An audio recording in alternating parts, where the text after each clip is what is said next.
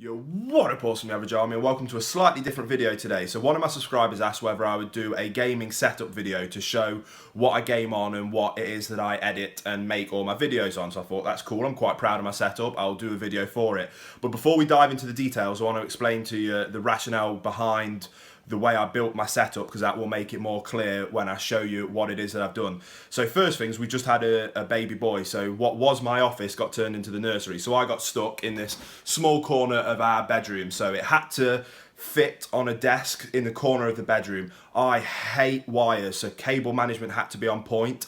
I wanted it to be crisp and clean so that when I sit down, I can't deal with clutter, so it had to be nice and crisp and clean, so when I sit down, my mind's clear and I can dive into work, whether it was my uni work or gaming work, so it had to function of both. I'm a console gamer, so I don't need to have a PC for gaming on. The PC specs had to be good for editing and rendering videos. So I wanted the rendering time to be quick and I wanted it to be capable of using high-end editing software. So we might as well start with the most obvious striking part of my setup, and that is my triple monitors. So I've got three Acer 24-inch gaming monitors. I'm going to leave all the specs and links to the products that are in my setup in the description box below, so I'm not going to bore you with all the specky details. If you want more information, just look in the description box below. All that information will be down there. But yeah, so I wanted three monitors. Basically, I have this middle monitor as my main monitor. As you can see, all my tabs are there. And when I game on my Xbox One on this monitor. I have my capturing software on this monitor, and then on this monitor, that's usually open with internet browser and my Xbox Live tab for how I record my audio, but we'll get to that in a minute. My other peripherals, as I was saying earlier, I hate cables, and because I'm not gaming on a PC, I didn't have to have a gaming keyboard and mouse, so I just got this standard Logitech wireless keyboard and mouse. For me, it's exactly what I needed. It looks nice, it looks clean, it looks crisp. There's no wires to be had, simple days. It's just, yeah, perfect. As you can see, hidden away at the back there, they're my two speakers. They're just basic Logitech speakers. Because I use a headset for nearly everything that I do, I didn't need to spend much money on speakers, so I saved some money on my setup there, and I just tucked them around at the back. Doesn't seem to affect any audio if I am using the speakers. Them being back there, I personally can't tell a difference. I'm sure if you're an audio freak, you would be able to tell a difference, but I can't. My desk is a bog standard IKEA desk that does need replacing. It's just it was just a cheap white desk that fit the corner that it was going to fit in at the time, and like I say, I was trying to cut some corners, but when I get upgrade my setup, the first thing I'm going to change will be the desk. The next peripheral is my headset. Now I use this for gaming and for audio. It is the Turtle Beach Stealth 500X headset. The best thing I've ever listened to any form of audio on in my life, whether that's music or gaming or movies. They are absolutely incredible. Yes, they are expensive, but in my opinion, they are worth the money, and I use them so much that it justified the cost.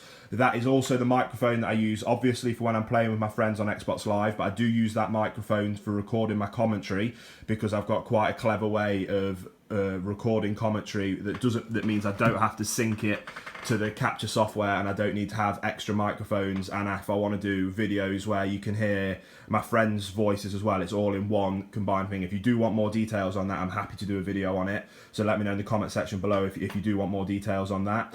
Then the last peripheral is obviously my Xbox One. Now the fact that even that you can see those cables there makes my OCD twitch a little bit. When I originally designed the setup, the Xbox One lived in the wardrobe here, and then I had the wires coming down the back of the wardrobe, and then in with that wire cable there that runs up the back, and then into the cable management rack that sits underneath the desk there that I'll show you in a little bit. But I'd often take the Xbox One up and downstairs, so if we want to watch Netflix or anything downstairs, I'll run the Xbox One down, so I keep it there just because it's easier to do that rather than having to unwire it all and unclip, because these are all what's the word, like zip tied together, so I keep it there. So as much as that offends my OCD, unfortunately that was a unavoidable thing. The capture card I use is the Elgato HD60 capture card. Amazing capture card, 1080p at 60 frames per second. Can't fault it. I know they have released a new capture card that sits in the PC, but that came out literally a few weeks after I bought that, but it doesn't cause me any issues. That usually sits there. Again, if I had it in the wardrobe, it would be hidden behind there. You wouldn't be able to see any of the wires, but that's as neat as I was able to get it. Moving on to the PC, I custom built this PC with my wife's dad. He's awesome at that kind of thing, so I was lucky enough to have his help to do it. Like I say, the PC was important that it had to be able, it was focused on editing videos. So where I saved money on things like capture cards and certain internals designed for gaming, I've got a 1 terabyte hard drive in there, I've got 16 gigabytes worth of RAM, I've got an Intel i5 processor, all little bits that help the rendering speed get reduced, so the rendering time on that's really good. I'm going to leave all the specs for the PC because I know some people have no idea what any of the specs are, and I'm not going to waste more time chatting about that. But if you were interested in exactly what's in my PC, all the graphics cards and motherboards and all that stuff, that will be down in the description box below, so feel free to go down and check that out, and I'll try and do some links to those products. So that PC is probably about 5 or 6 years old now, so some of the internals in there are dated, and at some point I'm going to update it. But that's that. Right, cable management, the thing that I'm super proud about. So I've got the power strip hidden behind the wardrobe, so all the power internals come from here, go behind the wardrobe into the power strip that's hidden behind there. All the internals for the PC, as you can see, are all zip tied. They then go behind the desk and sit on this shelf here. So if I move that there, you can see all the wires hide behind that desk. Any that need to come up for the PC, so that's my Wi-Fi router. It's easier if I keep that out because it just for some reason gets slightly better signal than if it's hidden in there. I know it sounds silly, but I've noticed that it does. Then all my internals all the wires for the monitors get risen up using zip ties. This zip tie rises it up away from the desk so that when you're sat from this angle, you can't see any of the wires running along the bottom. So I've got the monitor, so that's just a cable for the monitor. On this one, I have got cable for the monitor, and that's HDMI cable for when I'm on the Xbox One. Then on this one, obviously, I've got another power and HDMI there that I've just released that. That one goes up this side, shoots along, and goes into the back of the PC. So I've got VGA, DVI, and HDMI all linked into the back of the PC, and then HDMI coming out the Xbox One hooked up with the capture card that then obviously gets split into the PC as well as into the monitor. That's how I do that. When I'm editing videos, I tend to have Sony Vegas Pro open on this screen. I have my documents and stuff open on that screen, so it's dead easy to drag and drop.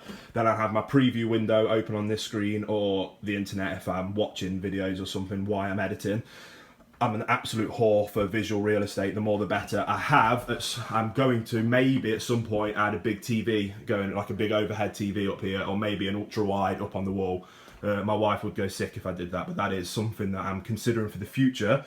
On the topic of the future, we are in the mists, that's not the right word, we are in the process of buying a new house. We're buying a lovely little cottage in the most beautiful village, and the house is gorgeous. So all this, unfortunately, is going to have to be collapsed, but I'm going to use that as an excuse to update my setup.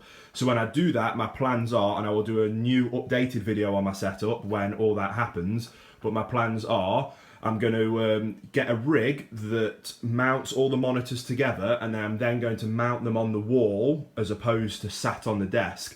I'm going to get it that ideally it looks like the monitors are floating on the wall, and they'll like curve round as well like they are now, but it'll look like they're floating on the wall, and then all the wires will go into the dead space behind the wall, drop down, and then come into the office. So it'll look like the monitors are just floating with no wires coming from them whatsoever. I'm going to buy a brand new desk. Rachel, my wife's kind of in charge of that because she's going to be doing all the interior design in the new house, so the desk is going to match the interior design. She's going to get a lovely wooden one that matches all the sideboards and stuff that goes in there. I'm also going to update the speakers at that point. I want 5.1 Dolby surround sound because the PC will be going into the living room at the new house, and then that way it can be used for watching films on and stuff, as well as just the stuff I use it for. I'm going to probably leave the mouse and the keyboard. Maybe I might use it as an excuse to buy another one, but if I do, it'll only be an updated version of a wireless setup like that, because like I say, I'm trying to eliminate as many wires as possible.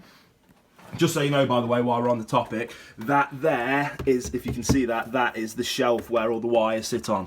So it's a very good desk. The only reason we're getting rid of it is because there's some issues down in the corners where I've been dragging it. That's completely my fault, not the desk's fault, and the fact that the white won't match the interior of the house. And then I am going to upgrade the beast. I'm going to buy a new case for it. I'm going to get an extra terabyte. Sorry about that, guys, my camera cut out. But yeah, as I was saying, I'm going to update the beast. I'm going to be getting a new case. I'm going to upgrade the hard drives. I want another couple of terabytes in there. I'm planning on getting an i7 processor as opposed to an i5, just to boost up the rendering and editing power even more than that. And maybe just a few little bits and bobs on top of that. There's a little part of me that's considering maybe putting a better graphics card in there. The graphics card in there is good and could handle gaming at the minute, but just to purely feed the geek inside me, I might put a better graphics card in there so that I can run PC games should I ever want to do any videos on PC gaming in the future. So if I'm taking it apart anyway, maybe a little GTX could find its way in there, but we'll have to see nearer the time. But that is that, guys. I hope you enjoyed it. I think I pretty much covered everything there then in those videos. If there is any questions you've got about the setup, please feel free to put them in the comment section below. I'll be more than happy to ask. I'm going to put all the details that I can in the description box below as well, so maybe have a look in there first if you're intrigued to something.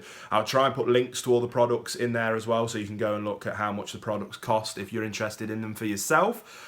I think that's it. I will do a new setup video once I've made all those changes. We're in the new house. I will do a new setup video to update it on that. So if you want to see that, make sure you hang around. Subscribe if you're new around here. Click like if you enjoyed the video. Drop a comment if you happen to have one. And then until next time, thanks for watching. Peace.